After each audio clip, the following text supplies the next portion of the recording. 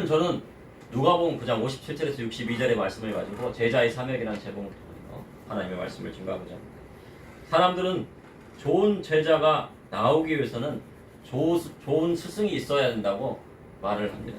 그리고 교육학자들은 제자가 스승을 뛰어넘기는 참으로 어렵다고 말을 합니다. 그래서 스승만큼 할 수 있다면 잘하는 것이라고도 말합니다. 과거에는 제자로 스승의 모든 것을 배우고 익히기 위해 스승을 존경했습니다. 그래서 스승님의 그림자도 밟지 않는다는 옛말이 있습니다. 이는 좋은 스승 밑에서 훌륭한 제자가 나오기 때문입니다. 그런데 좋은 스승의 가르침을 받아도 다 훌륭한 사람이 되는 것은 아니라고 합니다. 이는 스승의 역할 못지않게 제자의 배우고자 하는 자세가 중요하기 때문입니다. 제자로 공부할 자세가 되어 있지 않으면 스승의 가르침을 다 소화해낼 수가 없습니다. 제자로 스승의 가르침에 집중하여 듣고 그것을 실천할 때 훌륭한 제자가 될 수 있다고 할 수 있습니다. 그래서 공부를 잘하는 학생들은 집중을 잘하는 학생이라고 합니다. 짧은 시간에 집중하여서 선생님의 말씀에 집중해서 공부합니다. 그런데 집중하지 못하는 학생이 시간이 많이 주어져 있지만 집중하지 못하기 때문에 공부의 양이 적게 되는 거죠. 시간은 많이 늘어나지만 공부의 양은 짧게 집중하는 사람보다 더 적게 되는 거죠. 예배도 마찬가지입니다. 하나님 앞에 드려지는 예배에 집중하여 주님 앞에 예배 드리는 것이 무엇보다 중요합니다.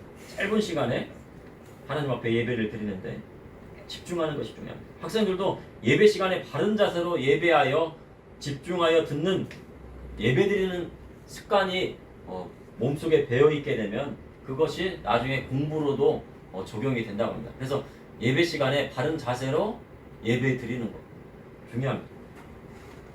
이는 예배에 집중하는 것도 있지만 하나님께서 예배를 드리는 자에게 지혜를 허락하여 주시기 때문입니다. 하나님께서 지혜를 허락하여 주시기 때문입니다. 기도도 마찬가지입니다. 방언으로 2시간 이상 집중하여 기도하면 하나님께서 기도의 줄을 잡게 하십니다. 성령의 충만함도 받지만 이 기도의 줄이 잡히게 됩니다. 하지만 집중하지 못하면 기도의 줄이 잡히지 않습니다. 이처럼 주님을 따르는 자는 예수님의 가르침을 따라 주님의 뜻을 집중하는 사람입니다. 주님 말씀에 집중한다는 것은 예수님께서 하신 말씀의 의도를 빨리 알아내고 그것을 실천하는 사람입니다. 예수님께서는 비유의 말씀을 많이 하셨습니다. 그래서 웬만한 사람들 그 내용의 뜻을 알려고 하면요, 그 비유의 말씀이 무엇인지를 알아야 됩니다.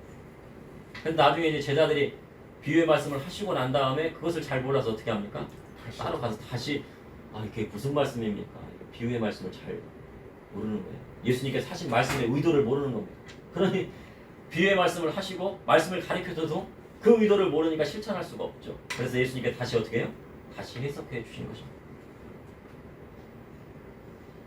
스승이 아무리 훌륭한 가르침을 준다고 해도 그분의 의도하는 뜻을 알아내지 못하면 그분의 말씀대로 따를 수가 없는 것입니다. 그분의 참된 제자가 될 수 없는 것입니다. 오늘 본문을 보니 예수님께서 주님 따르는 사람들에게 말씀하셨습니다. 예수님께서 주님 따르는 것이 어떤 것인지를 구체적으로 말씀해 주셨습니다. 이를 통해 이 시대에 주님의 제자가 되고자 하는 저와 우리 성도님들에게 하시는 말씀은 무엇인지 여러분과 함께 나누고자 합니다. 첫째, 제자의 사명은 예수님의 명령에 순종하는 것입니다. 그리고 예수님의 말씀의 의도를 잘 깨닫고 실천하는 것입니다. 누가복음 9장 57절에 길 가실 때 어떤 사람이 여짜오되 어디로 가시든지 나는 따르리이다. 예수님께서 제자를 택하시는 방법은 바로 나를 따르라 하고 모든 것을 버려두고 주님을 따르게 되면 그를 택하셨습니다. 그리고 예수님께서 가시는 곳은요, 어디든지 많은 사람들이 따라다녔습니다. 오병이어의 기적에서 5,000명이, 남자만 5,000명이니까 한 2만 명 정도가 따라다닌 겁니다. 여자와 어린아이까지 합치면 수많은 무리들이 따라다녔죠. 그런데 그 중에서도 예수님께서 특별히 12제자를 세우셨습니다. 누가복음 9장 1절에서 2절에 보니 예수께서 12제자를 불러 모사 모든 귀신을 제어하며 병을 고치는 능력과 권위를 주시고 하나님의 나라를 전파하며 앓는 자를 고치게 하려고 내보내시며, 예수님께서 12제자에게 모든 귀신을 제어하고 병을 고치는 능력과 그리고 권위를 주셨다고.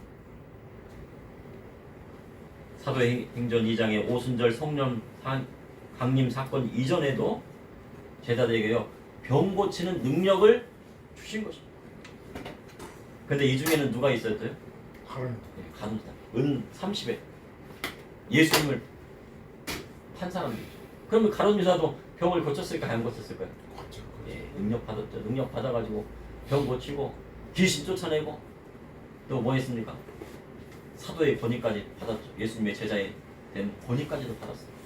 그러함에도 누구를 팔았어요? 예수님 팔았어요. 왜 팔았을까요? 왜 팔았냐면요. 예수님이 그리스도의 공의 말씀을 증거하셨는데 그 말씀에 예수님의 의도를 모르는 겁니다. 예수님의 참 뜻을 가룟유다는 알지 못했기 때문에 예수님을 실질적으로 따랐다고 볼 수가 없는 것입니다. 주님은요 많은 무리에게 물고기 2마리와 보리떡 5개로 5,000명을 먹이셨습니다. 그때 예수님께서 제자들과 따로 계실 때 무리가 나를 누구냐 하시니 어떤 사람은 세례 요한이다, 엘리야다, 그리고 옛날에 있는 선지자다 딱 하는데 베드로만 뭐예요? 주는 그리스도시요 살아계신 하나님의 아들이시니이다 라고 고백합니다. 이것이 기점이 되었어요. 그런데 이제 누가복음에는 베드로가 하나님의 그리스도 신이다 라고 하고 있습니다. 그랬더니 예수님께서 뭐라고 합니까? 경고의 말씀을 하시고요. 이 말을 아무에게도 전하지 말라고 하셨어요. 왜냐하면 아직 때가 되지 않으셨기 때문에. 그리고 변화 사건이 있게 되는데 바로 베드로와 요한과 야고보를 데리고 기록하러 가실 때 주님께서 용모가 변화해서 옷이 휘어지고 영광 중에 모세와 엘리야와 함께 대화를 나누셨습니다. 그런 모든 것을 다 보았어요. 그리고 난 다음에 또 무슨 사건이 있어요? 귀신 들린 외아들을 고쳐주셨습니다. 그런데요 누가복음 9장 49절에 보면요 예수님의 12제자만이 병을 고친 것이 아니에요. 다 같이 합독하시겠습니다. 누가복음 9장 49절 말씀입니다. 요한이 여짜오되 주여 어떤 사람이 주의 이름으로 귀신을 내쫓는 것을 우리가 보고 우리와 함께 따르지 아니함으로 고마했나이다. 12제자가 아님에도 불구하고 예수님의 이름으로요 귀신을 쫓아내었습니다. 예수님의 이름에는요 능력이 있습니다. 병 고치고 귀신을 내어쫓는 것은요 사도들만 했던 것이 아니에요. 하나님을 믿고 예수님의 이름으로 귀신을 쫓아내면 능력이 나타나는 것입니다.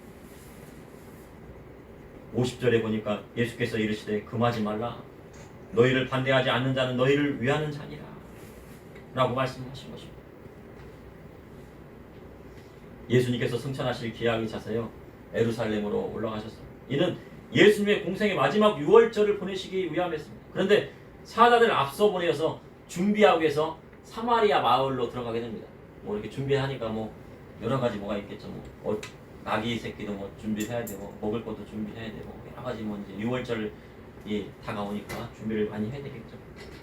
그랬더니 사마리아 한 마을에 들어갔더니요 그들을 영접하지 않습니다.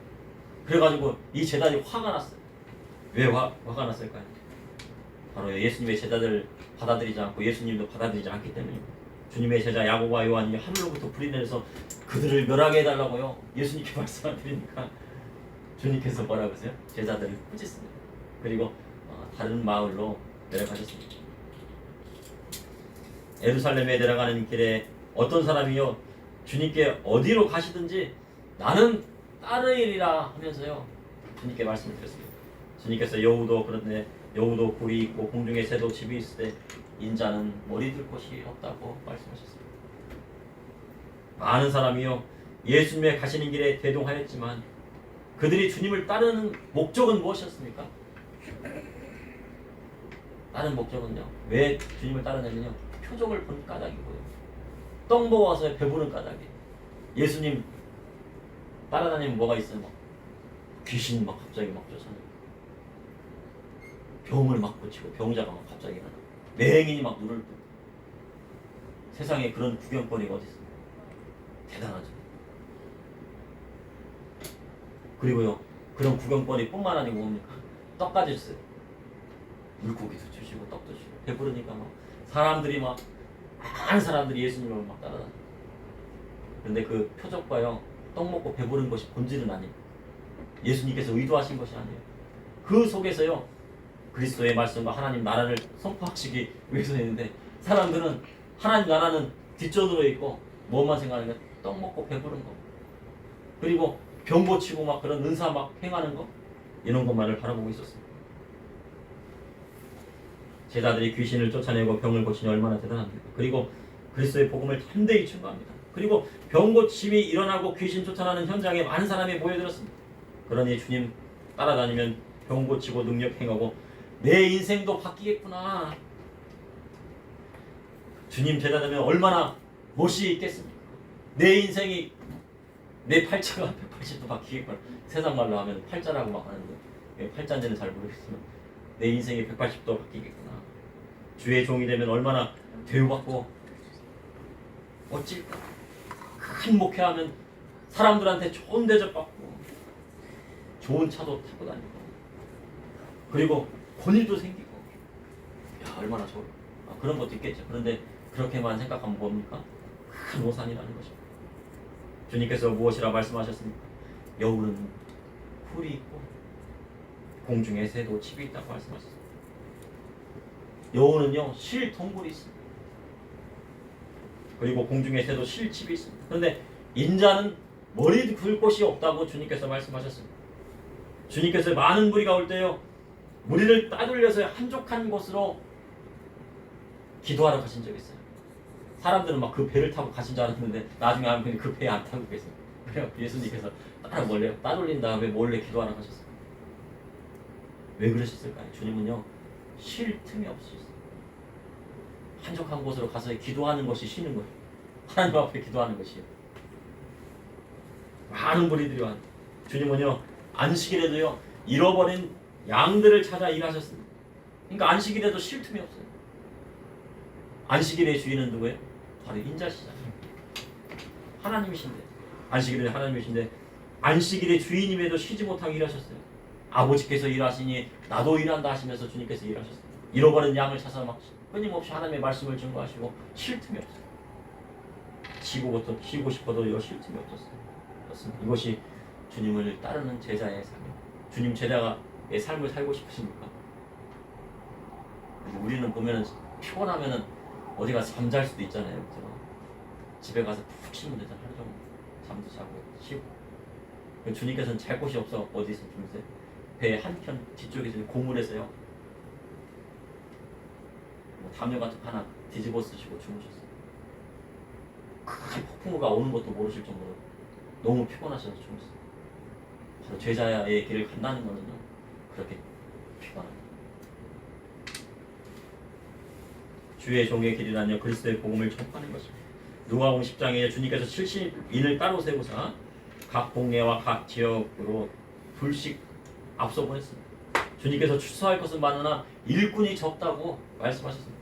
70인이 돌아와 기뻐하며 주여 주의 이름으로 주의 이름이면 귀신들도 항복한다고 말하면서 막 기뻐했습니다. 어휴 귀신들이 막 예수님의 이름만 하면 거기서 항복하고 막 떠나가다니까 얼마나 기쁜지.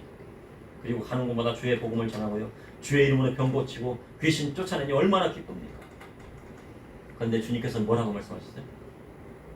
귀신 쫓아내는 것이 본질이 아니고 그것에 대해서도 기뻐하겠지만 많은 사람들을 하겠지만 그보다 더 중요한 것이 있다 말씀하셨는데 귀신들이 너희에게 항복하는 것으로 기뻐하지 말고 너희 이름이 하늘에 기록된 것으로 기뻐하라 하셨습니다.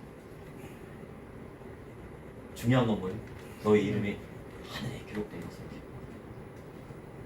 하나님 나라의 백성이 된 것으로 기뻐하라 라고 말씀하십니다. 그래서 주의 종은요 부지런히 가르쳐야 됩니다. 때를 얻든지 못 얻든지요 주의 복음을 전파하고 하나님의 말씀을 가르치는 것입니다. 추수꾼이 때가 되었는데 추수를 하지 않으면 어떻게 돼? 추수꾼이 막 곡식이 막 물을 익었어요. 근데 추수를 해야 되는데요. 아유 게을러가지고 내일 하지 하다 보면 어떻게 해요? 이 벼에 있는 이삭들이 다요 서리를 맞아갖고요 밥맛도 없어지고 그다음에 그 쌀알도 막 다 떨어지게 돼요. 마련입니다. 그래서 때가 지나기 전에 추수를 해야 돼요. 그것이 바로 전도자의 사명이고 바로 제자의 삶이 되는 것입니다. 너희는 가서 모든 족속으로 제자를 삼아 아버지와 아들과 성령의 이름으로 세례주고 내가 너에게 분부한 모든 것을 가르쳐 지키게 됩니다. 가르치는 사명이 있는 것입니다. 주님께서 머리를 들 것이 없이 쉬지 못하실 정도로 많은 사람과 제자들을 가르쳐 주셨습니다. 왜냐하면 3년 반이라는 짧은 기간 동안 가르치셔야 했기 때문에요. 쉴 틈이 없으셨어요. 그래서 말씀드렸습니다. 그래. 공부를 하려면 어떻게 해야 된다고요? 많은 시간을 주어지면 안 돼. 24시간을 다 주어지고 공부를 하면 안 되고 딱 짧게 40분에 40분 딱 주고 집중해가지고 딱 가르치는 거예요. 공부를 딱 시키는 거예요. 공부할 수 있는 환경을 딱 만들어주고 그 시간 동안에 쫙 집중을 합니다. 예수님도 어떻게 해요? 가르칠 때요? 3년 반이라는 그 짧은 시간 동안에 집중해서 딱 쉴 틈도 없이. 그래서 남긴 것이 무엇입니까? 12명의 제자를 남기셨잖아요.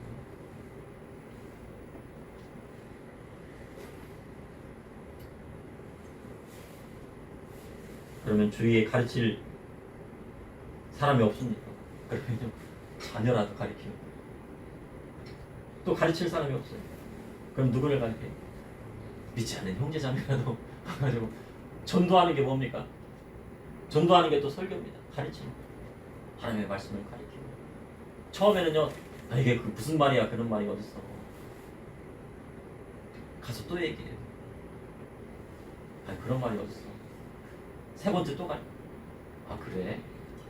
그런 게 있었어. 5번 들으면 어떡해요? 나중에 마음이 바뀌어요. 왜냐면 진리의 말씀을 계속 들으면 들을수록 어떻게 해요? 그 마음 가운데 믿음이 생기게 되는 거예요. 들을 때 믿음이 생겨요. 그래서 가르치는 거예요. 가르치는 거는요, 말을 통해서 가르쳐요. 그래서 말을 통해서 그것을 듣게 되면 그 사람의 마음이 변화받게 되는 거예요. 그러면 그 마음 가운데 마음이 변화받는 바로 그 마음 가운데 성령님이 찾아오십니다. 둘째, 제자의 사명은 오직 예수님만 바라보아야 합니다. 59절에 또 다른 사람에게 나를 따르라 하시니 그가 이르되 나로 먼저 가서 내 아버지를 장사하게 허락하옵소서. 주님께서 다른 사람에게요, 나를 따르라 하셨는데, 그런데 그는요, 다른 제자들처럼 곧바로 주님을 따르지 못했어요. 아마요, 아버지의 장례가 겹쳤던 것 같아요. 그럼 우리의 상식으로는 어떻게 합니까? 아버지께서 돌아가셨으면 장례를 치러야 되잖아요. 장례를 치르고 그 다음에 어떤 일을 하게 되잖아요. 내가 계획했던 까지 아버지 장례 시계도 안 가고 그냥 치르진 않잖아요. 상식적으로 어떻게 생각하십니까? 장례를 치르고 가야 됩니까? 장례를 치르지 말고 가야 됩니까? 우리가 상식적으로 장례를 치르고 가는 건데 주님 생각은 달랐어요.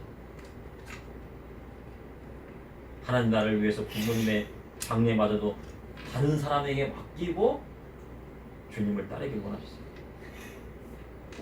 우리나라에요, 이러한 일이 있었다면요, 많은 사람들이 치사했을지 몰라요. 야, 아버지의 장례 때도 안 가.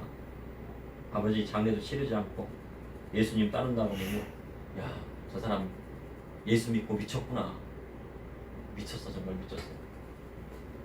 그런데 예수에 미치지 않으면요, 주님의 제자가 될 수 없다고 주님께서 말씀하십니다. 그런데 어느 대학에서요, 한 교수님이, 이건 다른 예지만 민방위 훈련에 참가하지 않았다고, 출석으로 인정하지 않았다고 그것이 뉴스에 나왔어요. 그래서 출석으로 인정하지 않고 다른 레포트로 대처를 한다거나 과제를 내준다거나 이렇게 한 거예요. 그래가지고 이제 그것이 이슈가 돼가지고, 만약 대학의 출결로 인정하지 해주지 않았다면 예비군 훈련을 갔는데 출석으로 인정을 안 해준 거예요. 그래가지고 또 출석으로 인정받으려면 또 레포트를 쓰라고 하는 거예요.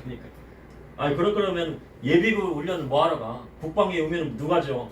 라는 의견들이 지배적이더라고요. 댓글을 막 달아갖고 그 교수님의 이름을 공개하라 난리가 났습니다. 그런데요, 그 강의의 주체는 누굽니까? 바로 가르치는 교수님이 그 주체예요. 그 교수님의 그 강의의 목적에 따르지 않으면요, 가르침을 받을 수가 없는 겁니다. 그렇다고 제가 그분을 지지하는 건 아니에요.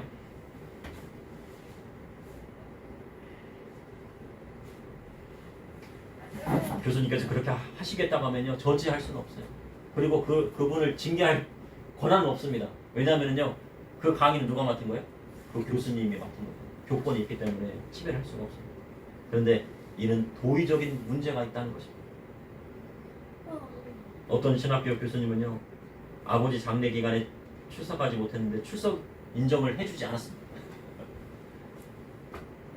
결석 처리에서요 성적에 불이익을 주는 경우도 있었습니다. 아유, 아버지 장례식에 갔다고 하면 보통 출석 인정 해주잖아요. 근데 안 해주세요. 점수를 하루라도 빠지면 점수를 깎았다고요. A 나올 거 아니 A 뿔 나올 거 A로 주고 B 나올 거 B 뿔로 준다고. 여러분 생각은 어떻습니까? 상식적입니까? 그런데 60절에요. 죽은 자들로 자기의 죽은 자들을 장사하게 하고 너는 가서 하나님 나라를 전파하라. 쉽게 말하면 죽은 자들을 장사하는 일을요 죽은 사람들에게 맡겨라. 이는 주님이 제자가 되길 원한다면 모든 것보다 하나님 나라의 전파에 먼저 힘을 쏟아야 한다는 것입니다. 이는 보통 결단으로요 예수님을 따르는 제자가 되기가 어렵다는 것입니다. 예수님 믿으면 주위에 있는 형제들 어떻게 다 떠나갑니다. 마음이 다르고 생각이 다르고 예수님의 제자가 되려면요 다른 형제에게 부모님의 장례를 맡기고서라도 주님께서 원하시는 그 길을 따라야 한다고 말씀하신 것입니다. 61절에 보니 또 다른 사람이 이르되 주여 내가 주를 따르겠나이다마는 나로 먼저 내 가족을 작별하게 허락하옵소서. 주님께서 나를 따르라 하시니 어떤 사람이 주여 내가 주님을 따르겠습니다. 그런데 먼저 내 가족에게 작별 인사를 좀 하고 가게 해주세요. 예수님의 제자 12명의 제자의 삶은 아주 동고동락하는 삶이었어요. 주님 가시는 길은 함께 가야 돼요. 음식을 먹으시면 같이 먹고 주무실 때는 같이 자야 돼요. 주님 말씀을 가르칠 때는 같이 늘 함께 했습니다. 가족과 함께 할 수 있는 시간이 거의 없습니다. 그러니 먼 길을 가야 한다고 하니 가족과 작별하고 싶었습니다. 낳아주신 부모님께 먼 길을 다녀온다고 말씀드리고요. 형제 자매들과 작별 인사를 하고 오고 싶었을 것입니다. 그러나 주님께서는 어떻게 해요? 그거를 작별 인사를요 허락하지 않으셨습니다. 이렇게 매정하게 떠나면 어떻게 합니까? 주위에 있던 형제 자매들은요 다 떠나가 버려요. 야, 저 녀석은 어떻게 부모님께서 낳아주시고 길러주시고 20평생 30평생을 막 먹여주고 입혀줬더니 부모님께 작별 인사도 안 하고 몰래 떠나가? 어떻게 형한테도 인사도 안 하고 그냥 가? 부모님마저 내 버린 자식이라고 생각할 수 있어요. 예수님께 미치면 어떻게 해요? 부모님이 야, 저 녀석 버린 자식이야, 내놓은 자식이야, 이제 호적에서 파야 돼, 나하고는 상관이 없어. 그렇게 할지라도 주님을 따라야 주님의 제자가 된다는 거예요. 주의 제자가 된다는 거예요. 주의 종이 된다는 것은 모든 것을 내려놓고 주님을 따라야만 가능한 것입니다. 하지만 내가 모든 것을 버리고 떠난 것 같지만 끝에는 부모, 형제, 자매 모두가 주님 품으로 돌아오게 되는 역사가 일어나게 된 것입니다. 그러므로 제자의 사명은 오직 예수님만 바라봐야 합니다. 셋째, 제자의 사명은 하나님 나라만 바라보고 나아가는 신앙입니다. 62절에 다 같이 합독하시겠습니다. 62절. 예수께서 이르시되 손에 쟁기를 잡고 뒤를 돌아보는 자는 하나님의 나라에 합당하지 아니하니라 하십니다. 과거에는요 손에 멍에를 씌우고 그리고 쟁기를 달아 밭을 갈았습니다. 밭 가는 거 보셨습니까? 소가? 아까 저는 어렸을 때 많이 봤거든요. 밭을 갈 때 밭을 갈아야지 봄에 씨를 뿌리고 가을에 수확을 할 수가 있습니다. 쟁기를 가지고 깊숙이 땅을 갈아 엎어서 아래 속에 있는 흙을 위로 올리고 위에 있는 흙을 밑으로 내려야지요 식물이 잘 자랄 수 있습니다. 그런데 쟁기를 잡고 밭을 갈 때는 바로 앞만을 보고 이렇게 쟁기를 지르면 삐뚤삐뚤합니다. 그래서 어떻게 해요? 쟁기를 잡고 갈 때는 좀 약간 멀리 봐야 돼요. 운전도 마찬가지입니다. 운전도 막 초보 운전을 어떻게 다 이렇게 해놓고 앞만 보고 가잖아요. 그러면 어떻게 사고 납니다. 그래서 딱 초보 운전이라도 운전할 때 여유 있게 좀 약간 멀리 보면서 운전을 해야지 시야가 넓어져요. 그런데 쟁기질을 하다가요 뒤를 돌아보면 어떻게 돼요? 밭을 제대로 갈 수가 없습니다. 삐뚤삐뚤 갈게 돼요. 그리고요 잘못하다가는요 사고가 나기 십상입니다. 운전을 할 때 눈밀러를 보지 않고 뒤를 이렇게 그래? 하고 이렇게 하면 어떻게 한순간에요 한 10초 만에 바로 사고가 날 수가 있어요. 그래서 운전할 때나 쟁기질을 할 때나 경운기 운전할 때, 트랙터 운전할 때는 절대로 뒤를 돌아봐서는 안 됩니다. 이처럼 예수께 택함을 받고 주의 종으로 세워지면 다시는 뒤를 돌아볼 수가 없습니다. 만약 뒤를 돌아보게 되면요, 노새처처럼 소돔기둥이 되고 마는 것입니다. 노새처가 소돔성에 두고 온 은금 폐물과의 집이 아까워가지고 뒤를 돌아본 순간 그대로 소돔기둥이 되고 말았습니다. 그 소돔성에 집을 살려면 얼마나 힘들었겠습니까? 지금도 집 사기가 어려운데 그 당시에도요, 도시 속에다 집을 산다는 거예요. 아브라함은 집이 없었잖아요. 천막 치고 다녔잖아요. 장막 치고 다녔잖아요. 이 요새처는 뭐가 있어요? 집이 있어요. 아주 넓은 집이 있었겠죠. 근데 그 집 아까워가지고 뒤로 보는 순간 어떻게 됐습니까? 소금 기둥이 되어버리고 말았습니다. 예수님의 제자의 삶은 앞만 바라보고 나아가는 삶입니다. 그리고 주님의 제자의 삶은 그리스도의 양무리를 가르치고 다스리는 것입니다. 주님께서 디베라 호숫가에 제자들을 찾아가셨습니다. 주님 십자가에 달려 돌아가시고요. 주님 제자들이 다 뿔뿔이 터져가지고 갈릴리 호숫가로 모여들었어요. 왜냐면요, 옛날 생각이 나잖아요. 주님 돌아가셨으니까 어떻게 할 것이라고는 뭐밖에 없어요? 옛날에 물고기 잡는 일. 내가 옛날에 건축 현장에서 일했어. 그럼 어떻게 해? 목수일을 하러 가야죠. 어부였으면 어부, 농사지러 가야죠. 근데 주님께서 원하시는 뜻은 아니었어요. 제자들이요, 다시 자기 생업으로 돌아가 물고기를 잡으러 갔는데요, 일이 됩니까 안 됩니까? 밤이 맞도록 한 마리도 잡을 수가 없어요. 야, 어쩜 그렇게 한 마리도 물고기를 잡을 수가 없어요. 그거 쉽지 않거든요. 송사리 한 마리도 잡히고 피라미 한 마리도 잡힐 텐데 물고기가 잡히지 않아요. 근데 멀리선가 주님께서 야, 그물을 저 오른쪽에 던져라. 그랬더니 뭐라고요? 그 말씀에 순종하여, 주님 말씀에 순종하여 오른쪽에 탁 던지니까요, 물고기 큰 물고기가, 작은 물고기 아니에요. 큰 물고기가 153마리가 막 딱 오니까요, 막 그물이 찢어질 정도로. 그리고 뭐를 느꼈어요? 주님이시다. 주님이 오셨구나. 주님이 오시다. 그리고 그물을 던져주고 주님 앞에 가더니 주님께서 바닷가에 숯불을 피워놓으시고 그 위에 생선도 있고 떡도 주세요. 아까 얘기했었죠. 여우도 뿔이 있고 공중에 나는 새들도 집이 있다고 하셨는데, 아유, 그럼 어떻게 먹고 사냐? 집도 없고 옷도 없고 먹을 것도 없으면 어떻게 사냐? 그런데 육지 올라가 보니까 주님께서 뭘 다 준비해 놓으셨어요? 불도 있고 생선도 있고 떡도 있고. 주님 앞에 다 맡기니까 뭐예요? 다 준비해 놓으셨어요. 근데 믿음이 없으면 어떻게 해요? 다시 돌아가는 거죠. 이렇게 주님과 제자들이 조반을 함께 하고 주님 베드로에게 물으셨습니다. 요한의 아들 시몬아, 내가 다른 사람보다 나를 더 사랑하느냐 하시니 내 어린 양을 지키라. 다시 물으시니 내 양을 지키라. 또 다시 물으시니 내 양을 먹이라 하셨습니다. 요한복음 21장 18절에 또 그리고 말씀하셨어요. 내가 진실로 내게 이르노니 내가 젊어서 스스로 띠를 띠고 원하는 곳으로 다녔거니와 늙어서는 내 팔을 벌리리니 남이 내게 띠 띠고 원하지 아니하는 곳으로 데려가리라 하셨습니다. 예수님의 제자가 되는 삶은요, 쉬운 것이 아닙니다. 모든 것을 다 내려야지 감당할 수 있는, 온전히 주님만을 의지하면 감당할 수가 있습니다. 그러나 주님이 함께 하시면, 주님만 믿고 따르면 그것을 감당할 수 있는 힘을 허락해 주십니다.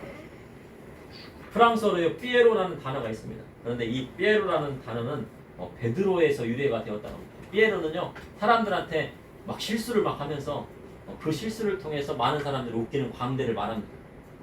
그런데 성경에서 가장 많은 실수를 했던 사람이 누굽니까? 바로 베드로예요. 그래서 베드로, 피에로 이렇게 어원이 같은 것이라는 겁니다.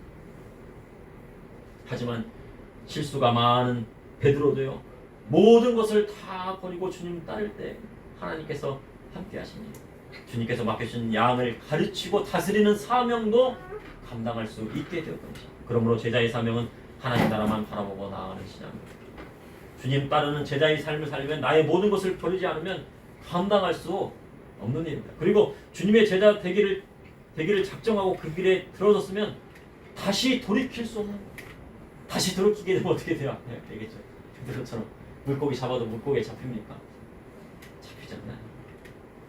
그래서요, 한번 주님 앞에 나가기로 정해졌으면, 내가 사명 바치기로 했으면 끝까지 나가야 승리하는 것입니다. 그러므로 제자의 사명은 예수님의 명령에 순종하는 것입니다. 그리고 제자의 사명은 오직 예수님만 바라보는 것입니다. 또한 제자의 사명은 하나님만 바라보고 나아가는 신앙에 있습니다. 잠시 기도하시겠습니다. 사랑해 주님, 오늘도 감사합니다. 이렇게 늦은 시간에 주님 앞에 나왔사오니 모든 것을 맡기고 나아간 저와 우리 성도님들 주님께서 붙들어 주시고, 주님께서 베드로에게 사명을 허락하여 주셨듯이 저와 우리 성도님들에게 아버지의 사명을 허락하여 주시고 그 길을 걸을 수 있도록 인도하여 주시옵소서. 온전히 순종하여 따라가게 하여 주시고, 우리의 모든 것을 다 버리고 주님만을 의지할 때 모든 것을 다 채워주시는 우리 하나님을 만나게 하여 주시고 인도하여 주시옵소서. 예수님의 이름으로 기도합니다. 아멘.